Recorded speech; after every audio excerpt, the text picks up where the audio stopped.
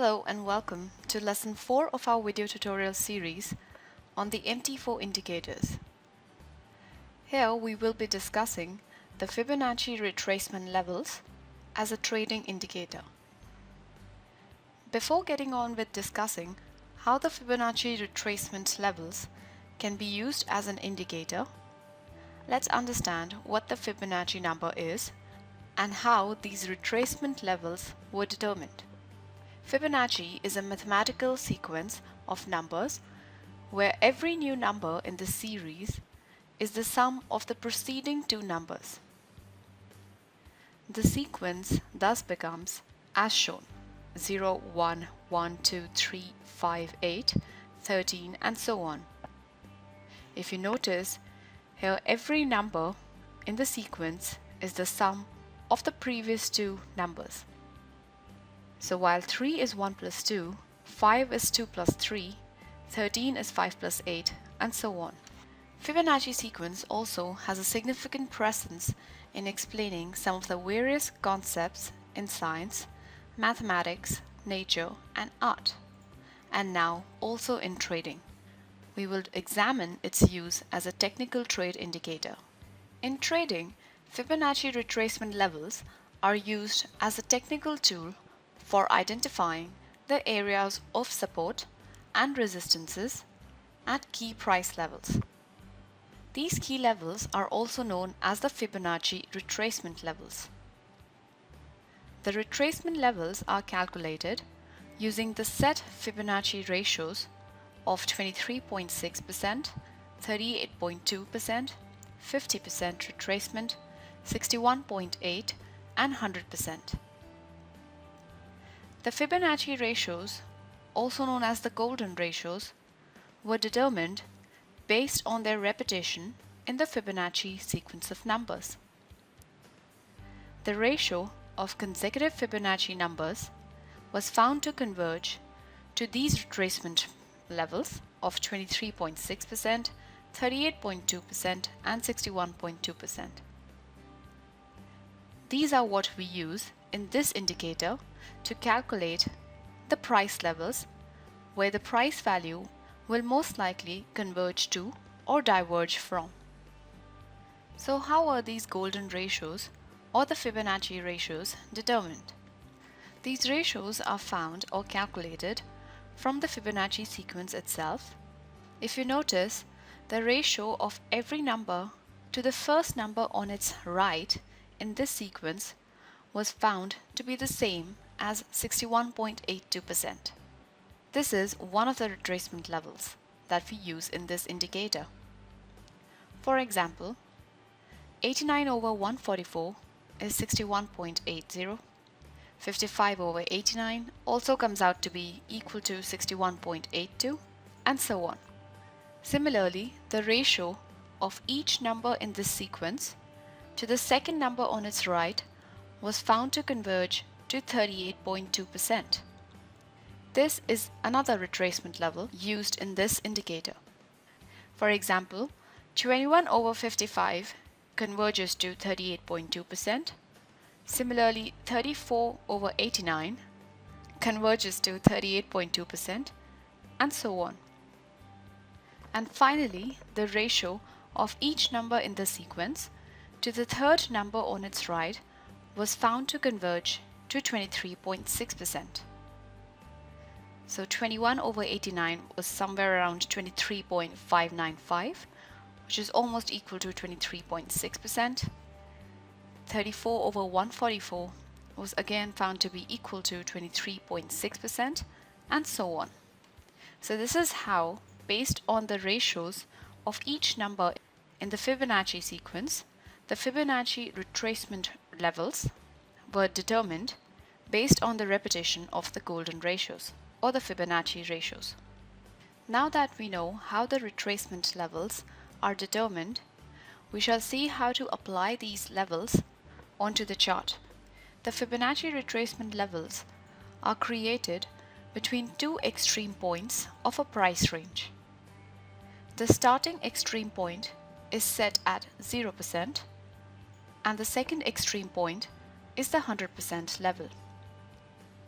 The vertical distance between these two extreme points is then divided using the Fibonacci ratios of 23.6, 38.2, 50, and 61.8%. Horizontal lines are drawn at these levels to identify the areas of support and resistance. So we learned that the Fibonacci retracement levels help us identify the support and resistance levels. But what is a support or resistance? Support is a price level from where the price of a financial instrument bounces back up towards higher price values. It is a technical level the financial instrument tries to break below but fails to do so. On the other hand, resistance is the price level from where the price of a financial instrument slides back down towards lower price values. It is a technical level the financial instrument tries to break above but fails to do so. Once the Fibonacci retracement levels have been applied to the chart of the financial instrument you are trading, the retracement levels act either as the overhead resistance or the underlying support, depending upon the current price level of the instrument traded. As the price moves between any two given retracement levels, the level above the current price acts as the overhead resistance. This is the level where the trader would look to sell the instrument. And the level below the current market price acts as the underlying support. This is where the trader would look to buy the instrument being traded. Let's have a look at the trading platform on how this works. We consider the daily chart for pound-dollar. Consider the price range from mid-June high of around 1.57506 to the lows of 1.48127 made in early July. Following this price decline, the price for pound-yen had started retracing this fall, moving back up from the lows towards the high. Thus, if the price reaches back to the June high, it will be considered to have retraced the entire price range. Therefore, the high price would be the 100% retracement level, while the low price would be the 0% retracement level. Next, we apply the retracement levels of the indicator onto this price range between these two extreme points, taking the high point as the 100% retracement level and the low point as the 0% retracement level. On applying this, you can see that the entire price range has been divided into the other retracement levels as well. These horizontal lines that you see are at the 23.6%, 38.2%, 50, and 61.8% retracement levels. So when the price reaches the 38.2% retracement level, we say the price of the currency pair has retraced 38.2% of the price range. Now consider that the current market price is between the 50% and the 61.8% level.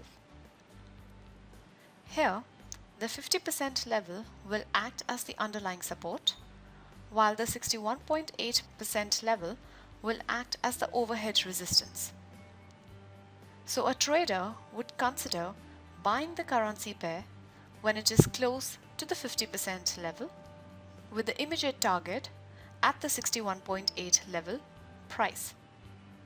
Once the price reaches that 61.8% level, which was the overhead resistance, if the price is unable to breach that resistance level, the trader would consider selling the currency pair close to the 61.8 level. However, if the price breaches the overhead resistance from below, now this level would act as an underlying support and the 100% price level would become the overhead resistance. In this case, the trader would consider buying the currency pair as soon as the 61.8 level is breached and would consider selling it around 100% level. So this way, these retracement levels act as both underlying support and the overhead resistance. Well, this is all that we will be covering on this topic about the Fibonacci retracement levels. Thank you for taking the time to watch this video.